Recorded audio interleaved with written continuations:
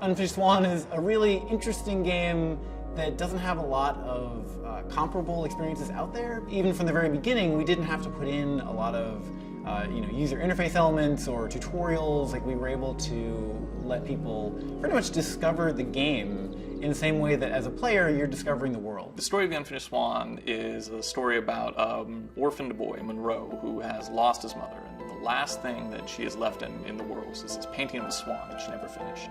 And one night the swan gets up out of the painting and wanders into this fantastic world. And Monroe follows the swan and in an attempt to catch it, an attempt to really hold on to the last thing he has of his mother's. And then along the way, he learns more about the different worlds that he is wandering through, and at the end, hopefully, something about himself. It's a first-person painting game, and in the beginning of the game, the player starts out in a completely white world, and they have to throw paintballs to figure out what's around them. Our paint splatting, that's really the central piece of tech that we've spent the most time on trying to really polish and make look as realistic, but also as stylized as possible. We got involved with Sony because they called us.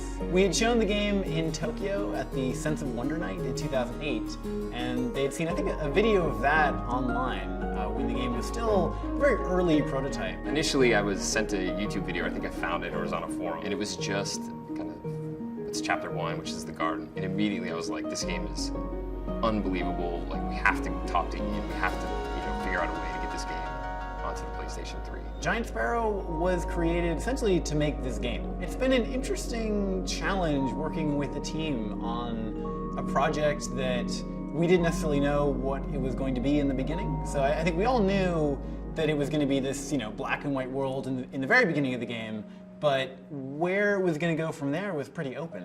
Being a small team, we work very closely together, and everybody has to wear a lot of different hats and have more different domain knowledge than you would in a larger team where you're more focused on just a very specific subset of things. I think this game appeals to two very different sets of people. There's the hardcore gamer, and then there's the person who doesn't really like games. And oddly enough, I think the game appeals to both of those people for a lot of the same reasons. I don't really know where video games are headed. All I know is that I hope that wherever they're headed, there's still places for games like The Unfinished Swan to exist, because I think they're fantastic and I think they grow the medium.